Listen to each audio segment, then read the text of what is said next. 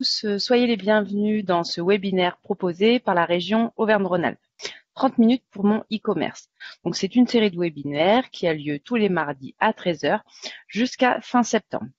Donc nous vous présentons chaque semaine en une demi-heure des solutions concrètes et des outils pratiques pour les petites entreprises. L'objectif aujourd'hui, c'est de vous aider à transformer votre activité grâce au numérique. Donc, notre intervenant Nicolas Baladier, spécialiste des solutions en e-commerce, répondra aujourd'hui à cette question, les services SaaS pour produire des images et des vidéos de qualité. Il vous présentera des solutions concrètes et puis bien sûr vous pouvez poser donc vos questions tout au long de ce webinaire dans le chat et nous allons récolter des questions et on vous répondra à la fin de l'échange. Voilà, je vous souhaite un bon webinaire et je laisse la parole à Nicolas.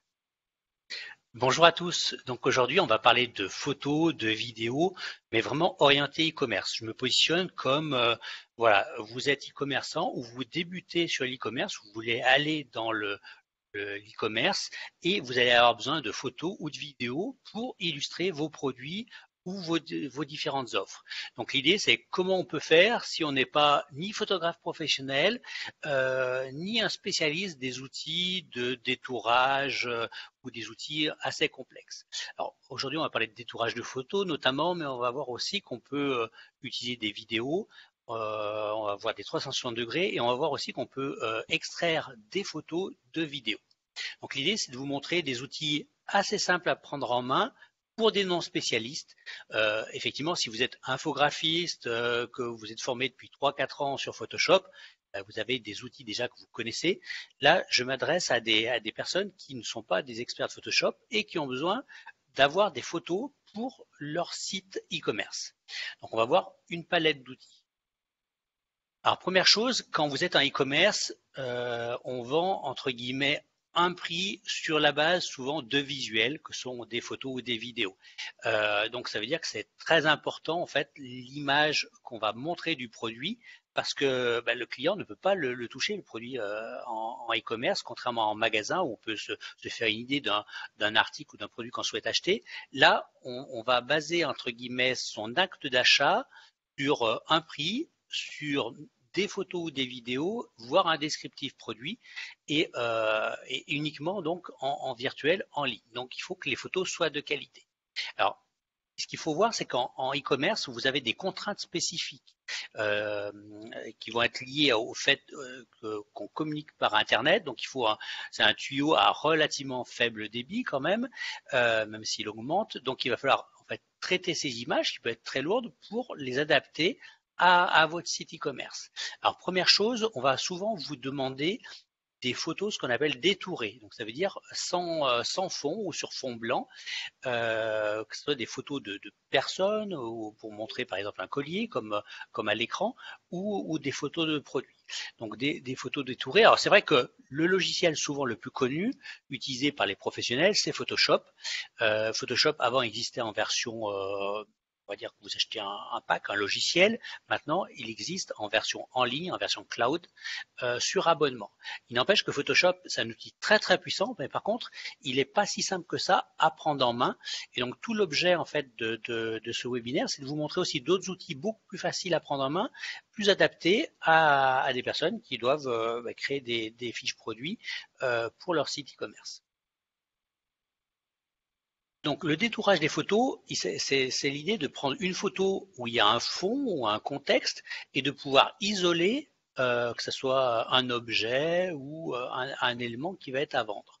Donc c'est ce qu'on voit à l'écran. Ce qu'il faut voir, c'est qu'en e-commerce, vous allez avoir des attentes, notamment quand vous vendez sur les places de marché, en termes de photos et de qualité de photos. Souvent, on va vous demander une photo en photo numéro 1, on va dire en première photo de votre produit à vendre, une photo détourée sur fond blanc. Souvent, quand vous allez illustrer un produit, on va vous demander 5 à 7 photos pour montrer votre produit. On verra que des photos, elles peuvent être de plusieurs façons pour montrer différentes choses, que ce soit des zooms par rapport à l'article, que ce soit différentes vues du produit, ou d'autres éléments qui constituent des photos et qui peuvent amener de l'information aux consommateurs qui souhaitent acheter un produit. Donc, sur les places de marché, une photo détourée sur fond blanc, est souvent une demande sur la photo numéro 1 et on verra qu'elle a des caractéristiques, des tailles, cette photo. Dans les photos que vous allez pouvoir faire, vous allez aussi pouvoir faire des photos, on va dire zoomer sur un point de détail. Imaginons que vous vendiez un couteau avec une collerette, etc. Bon, ben, un zoom sur la collerette pour voir le détail de la gravure peut être un point intéressant. On va voir aussi qu'il y a des 360 degrés, donc le fait d'avoir une sorte de photo d'un produit, en fait, une vidéo d'un produit où le produit tourne comme si on se déplaçait autour du produit. Et également des vidéos.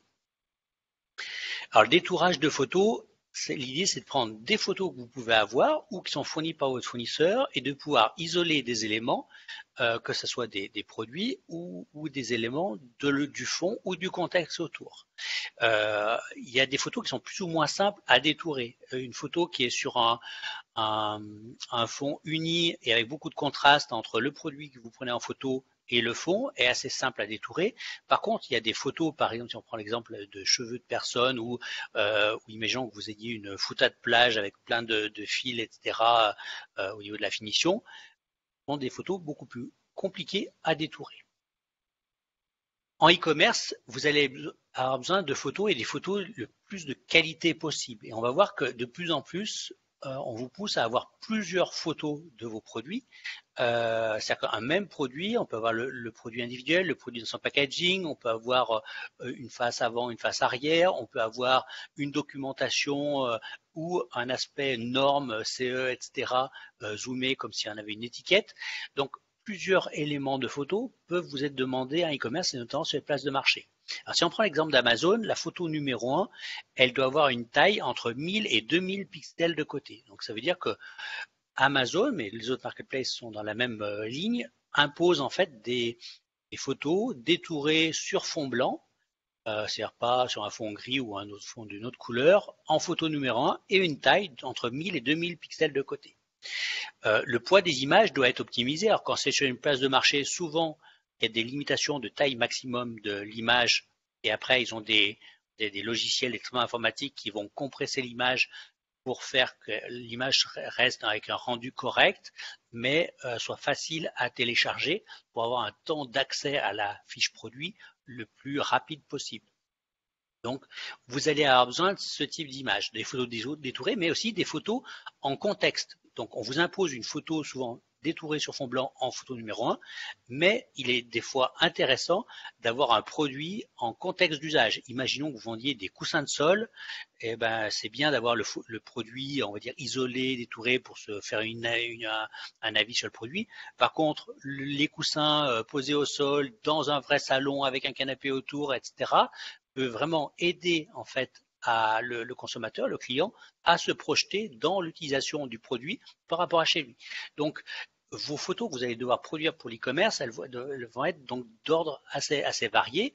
Des photos détourées, des photos en contexte d'usage, des photos, des fois des zooms sur des parties du produit pour permettre au client de bien voir le dessin ou de bien voir des détails produits qui ont de l'importance pour le client. Au niveau donc du traitement de ces images et comment vous allez les faire, on va voir plusieurs outils. Un premier exemple, c'est un outil qui s'appelle Clipping Magic qui permet du coup, en fait quand je dis outil, c'est un service internet, un service SaaS, donc en ligne, c'est sur abonnement, vous allez pouvoir du coup détourer des photos assez facilement pour justement générer les photos dont vous avez besoin pour votre site internet ou pour vos fiches produits sur les places de marché.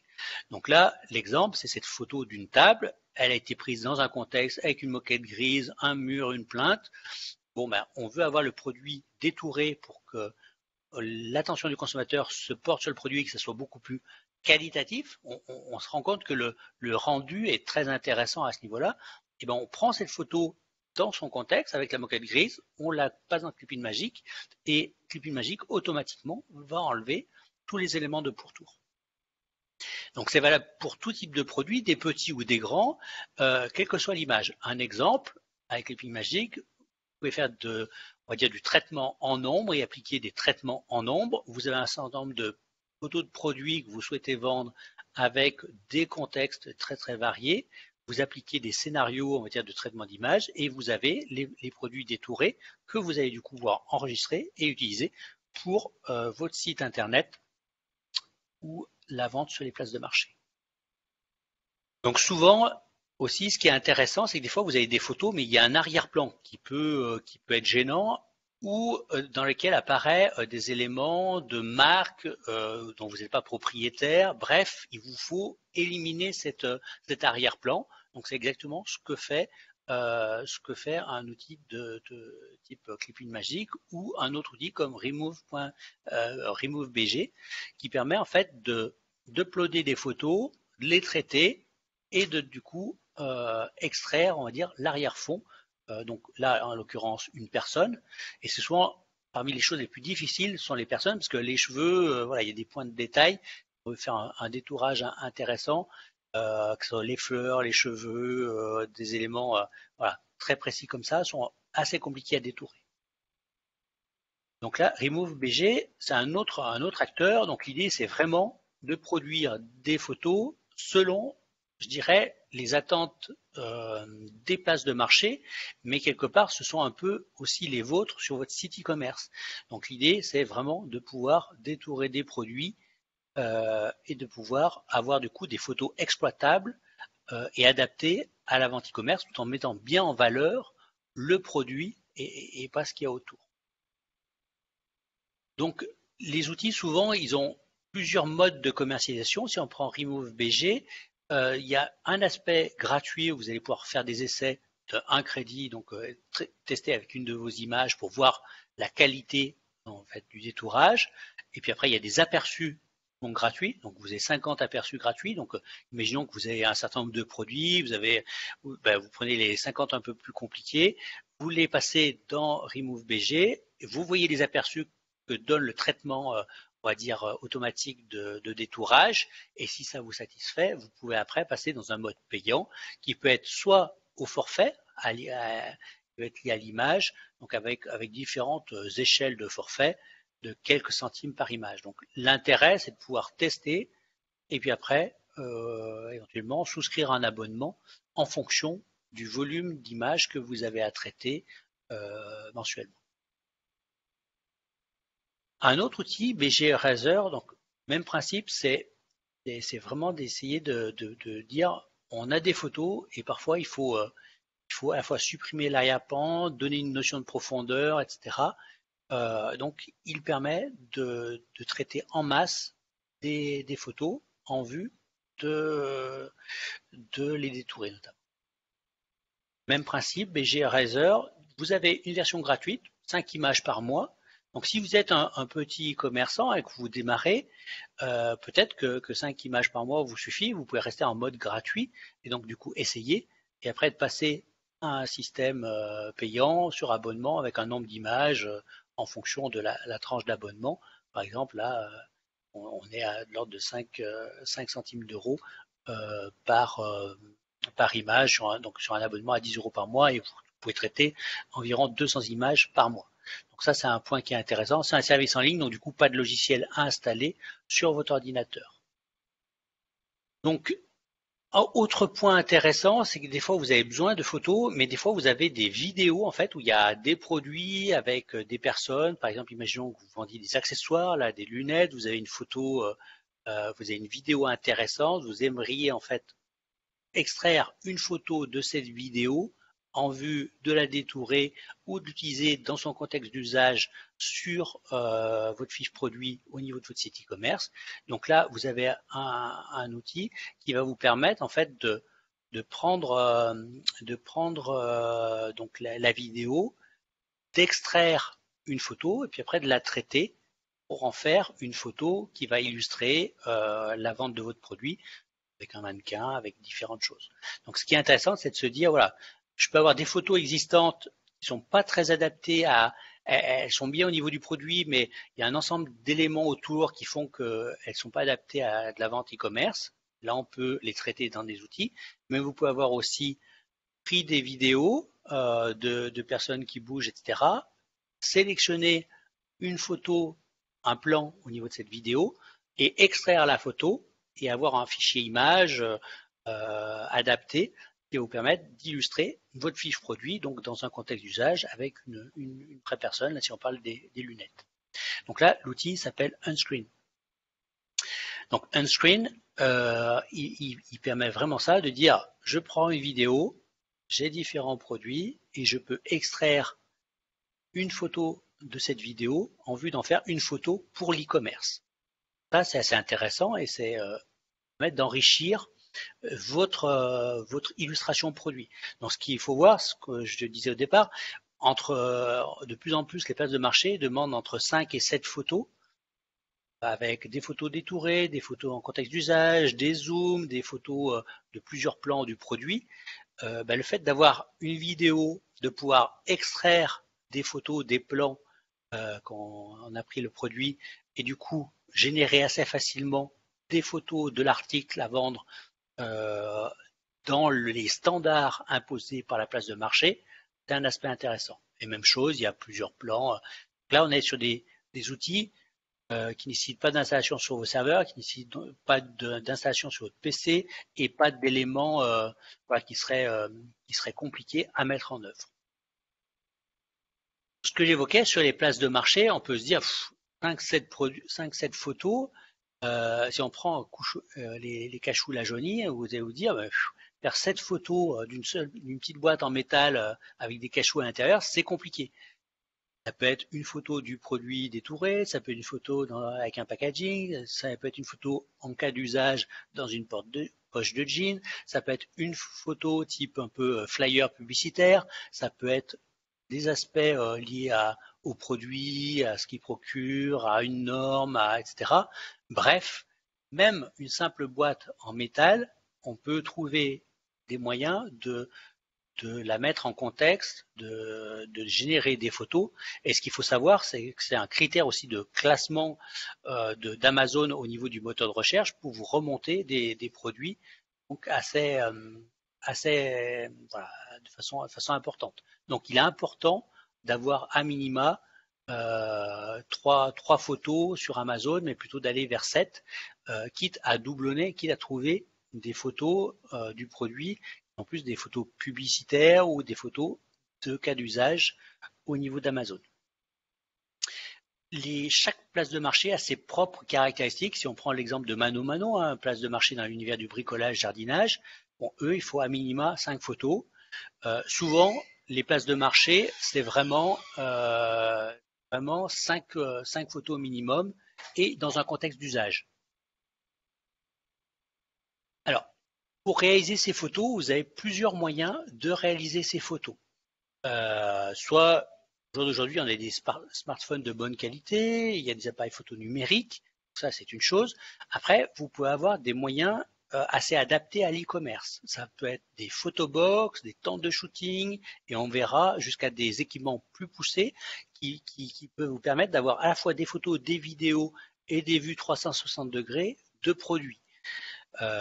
Donc ce qu'il faut voir, c'est que ces tentes de shooting démarrent à des prix très faibles. Un exemple pris sur Amazon, 34,97 € pour une tente de shooting avec un cercle de LED qui éclaire du coup par le dessus et donc qui fait des ombres appropriées au niveau de la mise en avant d'un produit. Ça inclut pas l'appareil photo numérique, le pied, différentes choses, mais ces tentes de shooting permettent d'avoir un éclairage intégré, permettent d'avoir un fond, un contexte qui va rendre plus facile à la fois la prise d'image, le rendu, mais aussi le détourage ultérieur.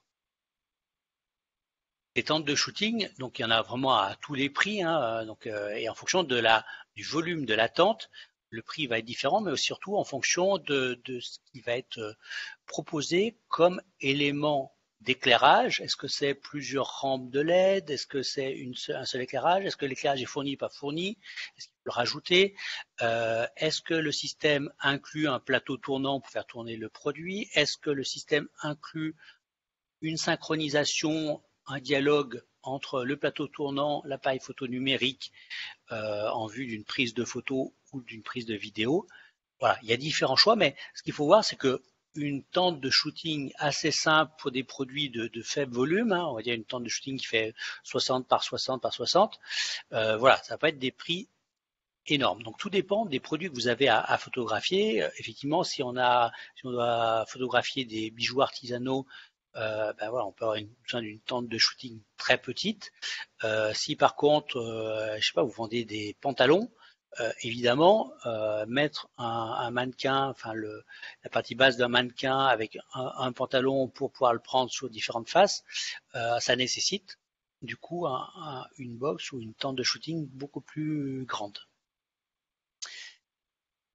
Dans cet univers-là de la prise de photos, on va dire sur des produits pour aller vers des produits professionnels, vous avez des outils, hein, des studios vraiment de photos qui incluent une sorte de boîte.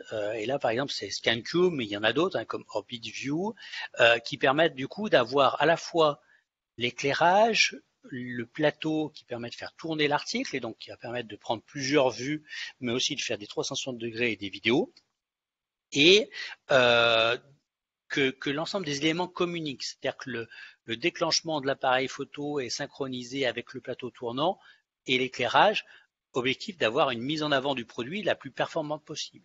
Alors, ce sont des outils qui valent plusieurs milliers d'euros, souvent pas adaptés forcément à votre budget, mais par contre, il y a des structures qui en louent, il y a même des structures publiques, par exemple, je sais qu'en Haute-Loire, la Chambre de commerce et d'industrie pour les commerçants de la région le proposait, a fait l'acquisition d'une ScanCube et permet du coup à des commerçants qui ont besoin de faire des photos produits d'utiliser le matériel en vue de produire des photos de qualité.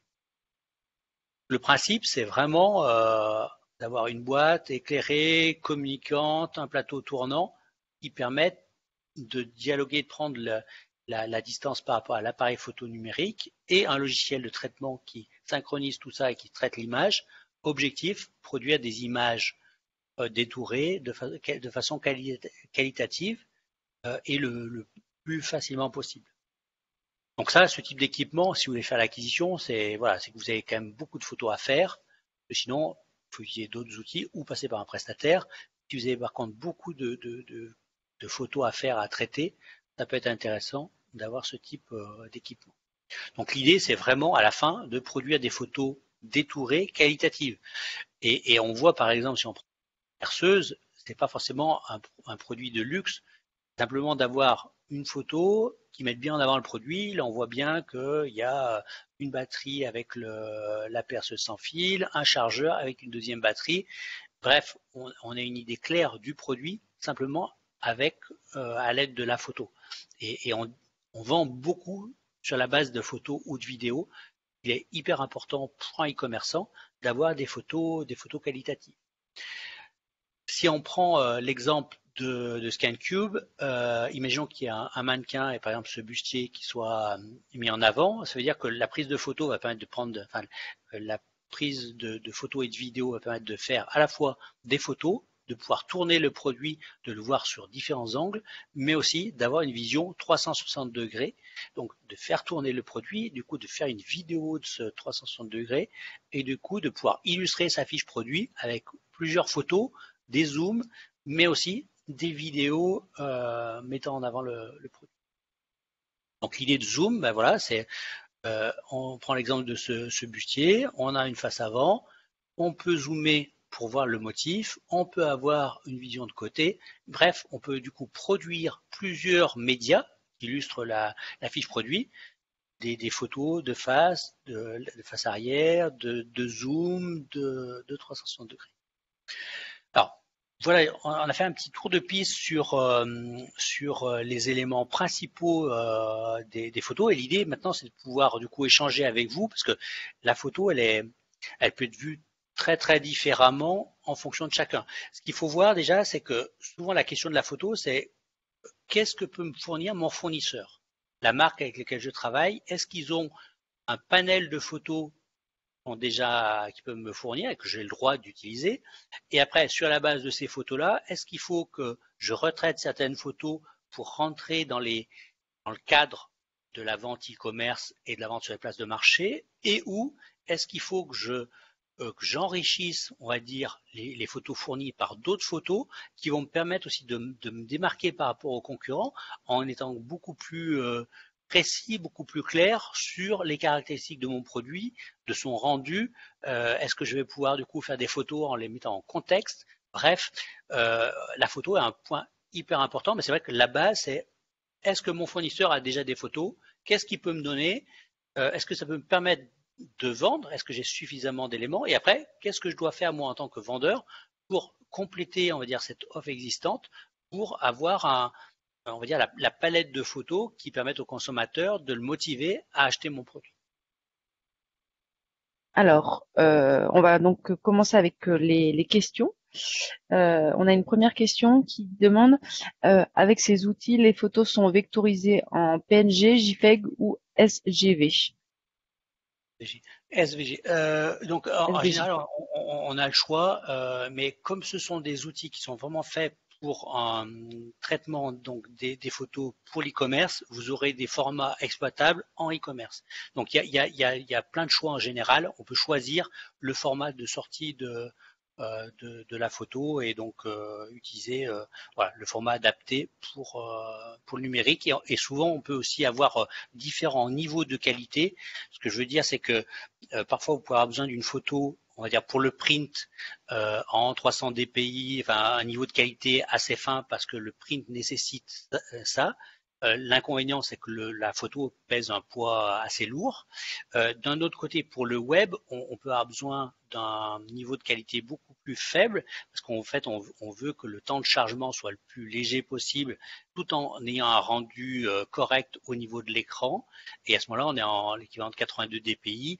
Bref, vous allez pouvoir choisir à la fois le format et le niveau de qualité de votre image et rien ne vous empêche d'une même photo de générer une photo pour le print, une photo pour le web et éventuellement différentes tailles de photos en fonction de comment vous les exploitez au niveau de votre canal e-commerce.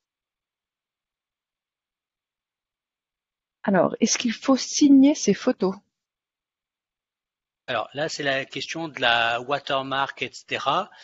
Euh, alors, je dirais que le fait de les marquer, alors, ça dépend si ce marquage il est visible ou pas visible. Déjà, au niveau des places de marché, ils vont vous interdire toute mention écrite, que ce soit votre marque ou n'importe quoi, n'importe quel autre élément. Ils interdisent au niveau de la photo de les marquer. Donc du coup, si vous voulez exploiter vos photos en vue de vente sur les places de marché, il ne faut pas forcément voilà, une watermark ou une façon d'écrire ou de mettre une marque ou un logo, quoi que ce soit. Ça peut être vraiment contre-productif. Ils vont vous interdire de publier ces photos-là. Après, vous pouvez toujours les marquer. Après, c'est surtout une question derrière de propriété intellectuelle. C'est de se dire, attention, cette photo-là, j'ai pu la marquer de telle façon que si des petits copains viennent aspirer mes photos, les réutiliser, je peux prouver que quelque part je suis l'auteur et le propriétaire de cette photo et donc je peux leur interdire à minima d'utiliser cette photo versus je peux faire une action judiciaire pour faire reconnaître mes droits d'auteur par rapport à cette photo. Donc je dirais, alors pour l'e-commerce, en tant que voilà pour l'utilité de la photo et pour essayer qu'elle soit la plus vendeuse possible, c'était pas nécessaire de mettre de les signer, de mettre une watermark. Ça peut juste servir de preuve entre guillemets, mais il y a d'autres façons de faire. Et attention, sur les places de marché, toute mention écrite, si on prend Amazon ou d'autres, ne veulent aucune mention écrite au niveau, même si c'était marqué Made in France, etc., ça peut poser des problèmes. Donc, faire attention à ça. Merci Nicolas. Alors, parmi les outils que tu as présentés, donc Clipping Magic, Remove BG et BG Eraser, quel est pour toi le plus simple d'utilisation? Ils valent à peu près. Alors, je sais que nous, dans notre boîte e-commerce, on utilise Clipping Magic.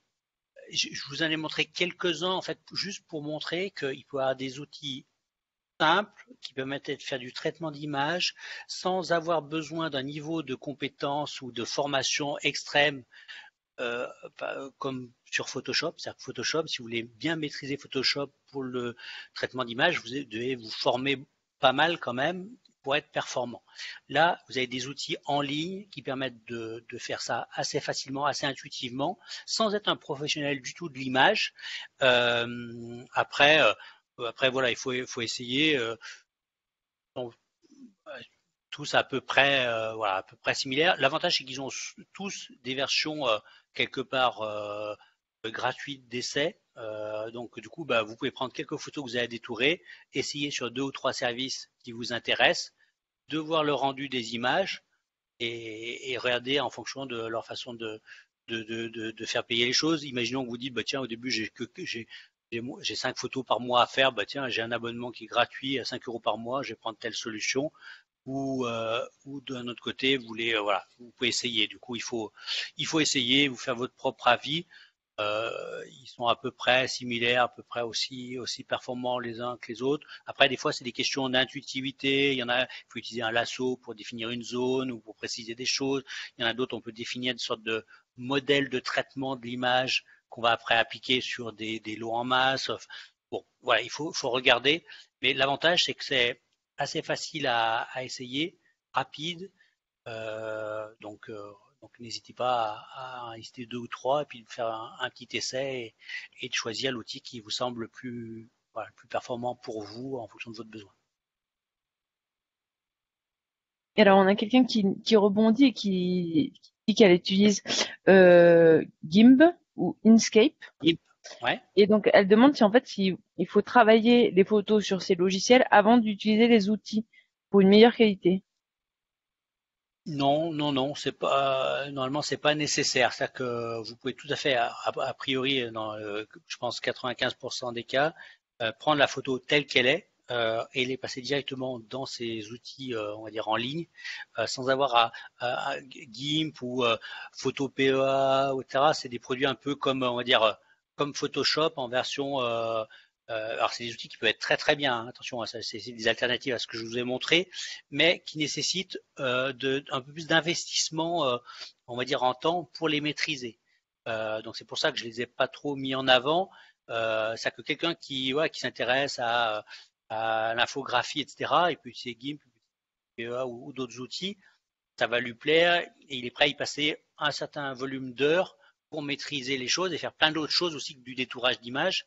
Voilà, pour un e-commerçant ou un commerçant classique qui, entre guillemets, c'est pas son cœur de métier de faire du traitement d'images, ces services en ligne sont plus simples à prendre en main. Et pour les vidéos, est-ce qu'il y a un logiciel préconisé? Alors, pour extraire des vidéos ou traiter des vidéos, Unscreen est très bien pour extraire. Donc, en fait, de dire, bah, tiens, par exemple, j'ai fait, je vais n'importe quoi, imaginons que vous produisiez des bijoux artisanaux et vous avez fait un défilé avec plein de copains et de copines, vous avez fait des choses et pris des images. Bah, à un moment donné, vous voulez extraire de cette vidéo des plans intéressants qui vont devenir des photos pour illustrer un produit, par exemple un collier, un screen est très bien pour faire ça. Alors, est-ce qu'il peut y avoir des problèmes avec Google comme la duplication de contenu avec des photos identiques à mes fournisseurs? Alors, ouais, alors, ce qu'il faut, enfin, quand c'est le fournisseur qui a des photos, il faut vérifier en amont, on va dire le droit, enfin, qui vous donne le droit d'usage de ces différentes photos, de telle façon à pouvoir voilà, bien utiliser ces articles-là. Alors c'est notamment valable quand les photos sont des produits de marque. Par exemple, si on prend l'exemple de certaines marketplaces, il y a, par exemple sur Amazon, il y a le brand registry qui permet de déclarer une marque. Donc si vous avez des photos, par exemple, de produits, n'importe quoi, de Adidas, euh, c'est bien vérifié que vous avez les droits de vente des produits en e-commerce et le droit d'utiliser ces différentes photos pour justement pas avoir de problème simplement avec la place de marché. Idem sur Google, le fait d'utiliser effectivement différentes photos, on peut se dire qu'il y a une même photo d'un même fournisseur va pouvoir être utilisée par X sites internet. Euh, Normalement, il y a moins de questions de duplicate content, enfin de contenu dupliqué, et donc ce qui va moins pénaliser entre guillemets votre site internet. Sur la partie des photos, ce qui peut poser problème, c'est si en fait la photo de la marque, en fait, si la marque se retourne contre vous en disant, bah, attendez, moi je vous ai pas donné le droit d'utiliser telle ou telle photo, et là ça peut poser un problème.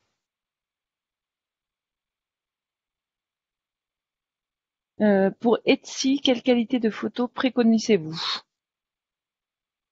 Alors, je me rappelle plus les contraintes minimales. Alors, souvent sur les places de marché, alors, ils vont vous dire en général n'importe quoi, 500 par 800, ils vont vous donner une taille. On va dire qu'il y a une taille minimale et après, il y a une taille souvent acceptée.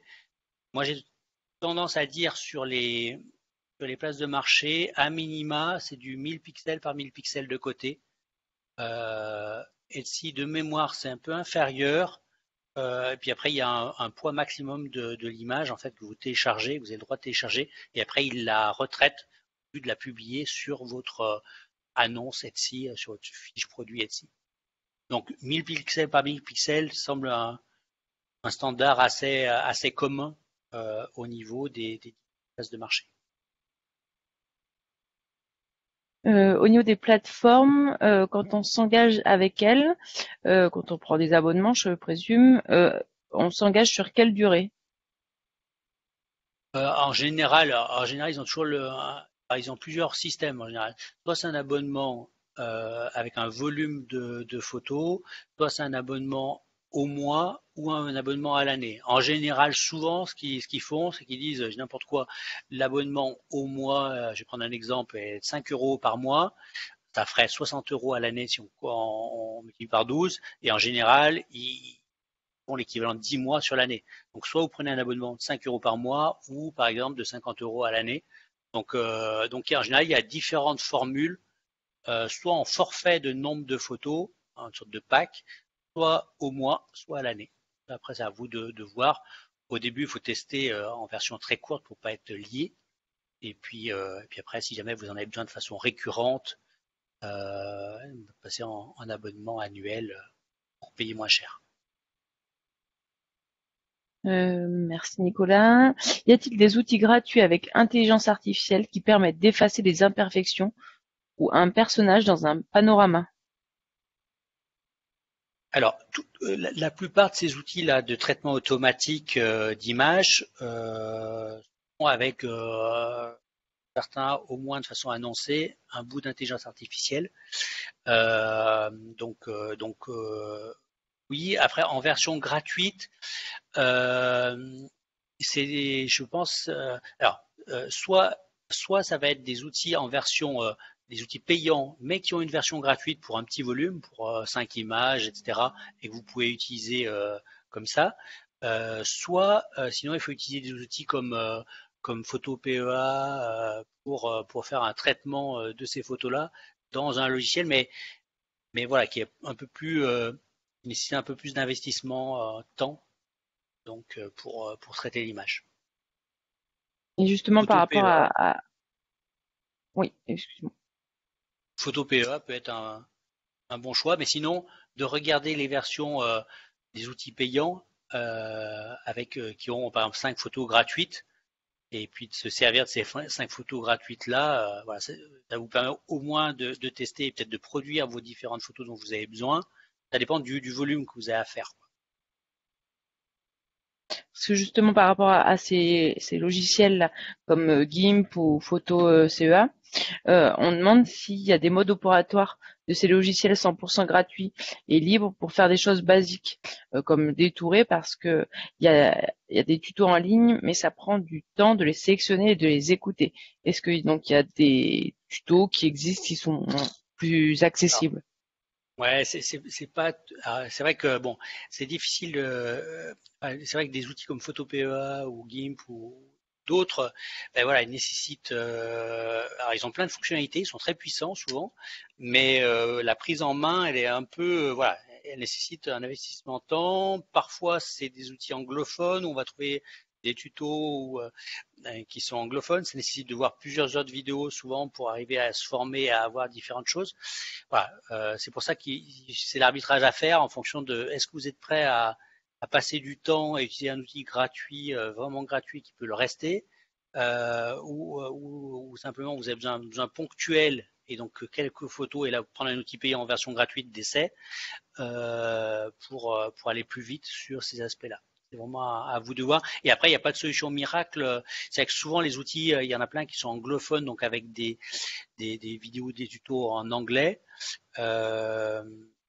Mais trouver un outil simple, gratuit, qui marche bien, voilà, dès que c'est gratuit, ça veut dire que voilà, quel business model derrière sur le long terme, quoi. Soit c'est une phase de lancement, etc. Oui, une start-up, on peut essayer un outil gratuit. Après, en général, il faut trouver un mode payant, ou sinon, à moins que ce soit un outil universitaire en ligne qui marche, hein, ça existe. Hein.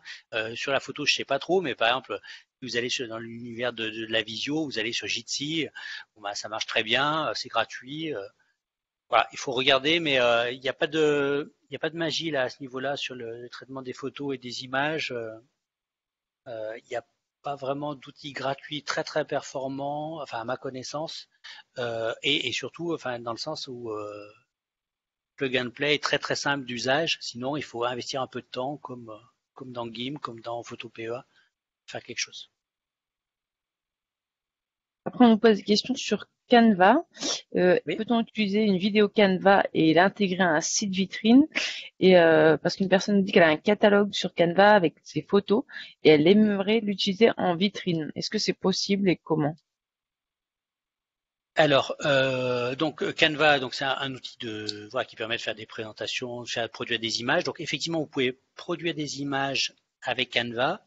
C'est-à-dire que en fait, vous faites une présentation dans Canva, vous pouvez extraire l'équivalent d'une slide, donc choisir un format JPEG ou PNG. Donc ça existe, c'est possible, oui. Vous pouvez aussi extraire une vidéo, ça je l'ai moins fait.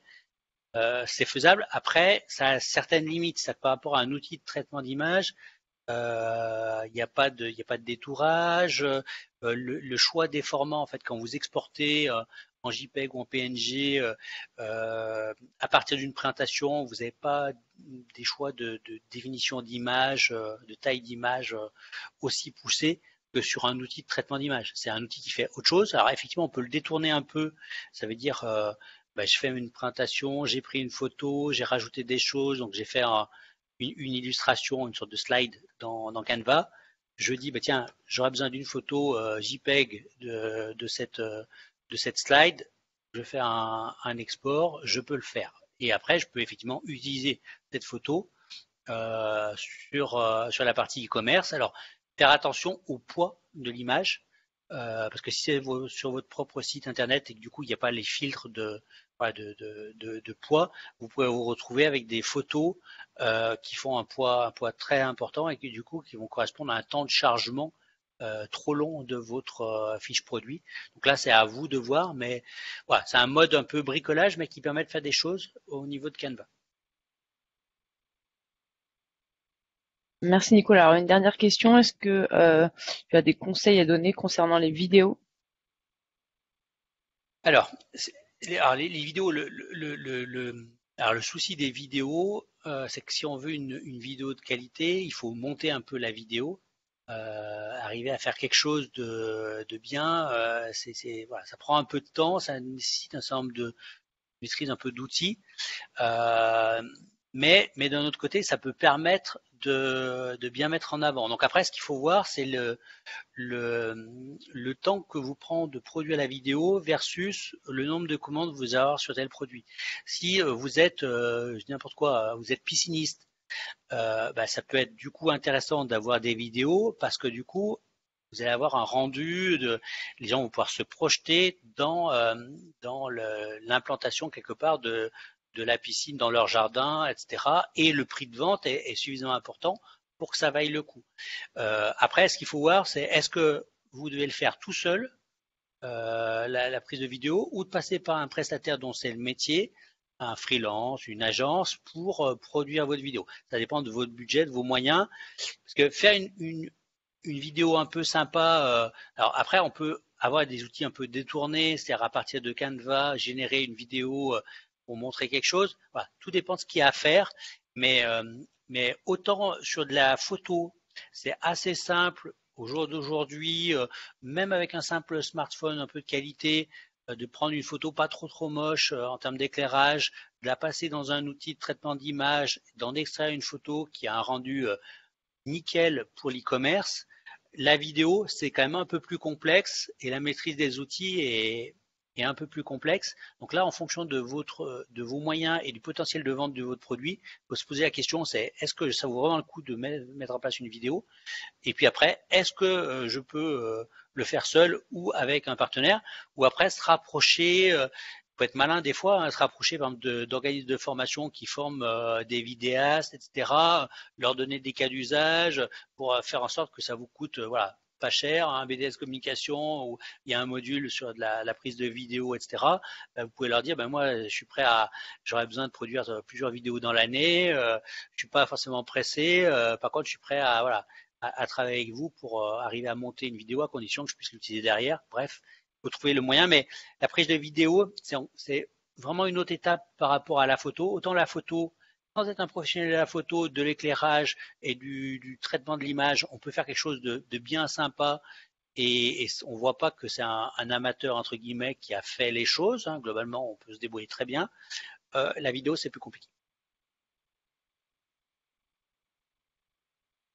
Merci beaucoup Nicolas pour toutes ces informations. Juste une petite précision, vous avez parlé tout à l'heure de la cube, là, CanCube, ouais. la Scan Cube, pardon, voilà. Alors c'est pas la région qui la met à disposition, C'est la CCI. euh, Ouais. c'est la CCI, c'est ça? La Chambre de Donc commerce de Haute-Loire. Alors, j'ai pris cet exemple parce que voilà, je connaissais cet exemple. C'est juste pour dire, des fois, on peut se dire, waouh, un équipement, ça vaut 3 000 euros, ça sert à rien que je l'achète. Effectivement, ça peut. Voilà, mais parfois, il peut avoir soit un photographe soit une structure qui peut louer l'accès au matériel et ça coûte n'importe quoi, 100 euros la demi-journée et vous prenez plein de photos. Enfin voilà, vous faites toutes vos photos, etc. Voilà, il peut y avoir des systèmes autres que nécessiter un investissement important pour accéder à ce type de matériel. Donc je pensais à la CCI de Haute-Loire parce que je savais qu'ils avaient investi dans un CanCube à un moment donné. Il y a peut-être d'autres collectivités ou d'autres structures d'accompagnement voilà, d'un secteur d'activité ou d'entreprise qui ont pu faire la même chose ailleurs. d'accord, merci Nicolas. Donc c'était une question, donc effectivement, vous pouvez contacter la CCI et voir avec eux ce qu'ils vous proposent. Donc merci à tous pour l'ensemble de toutes ces questions.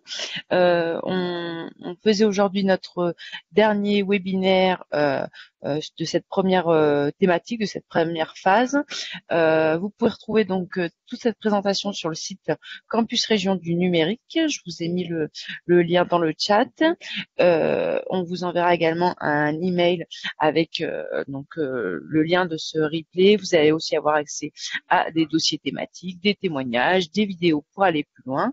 Voilà. Et puis on essaye de se retrouver rapidement, peut-être pour aller toujours un petit peu plus loin sur ces outils avec Nicolas, voilà, notre spécialiste du e-commerce. Et voilà, on vous informera très bientôt des prochaines thématiques à venir. À très bientôt. Bonne journée. Merci beaucoup. Au revoir.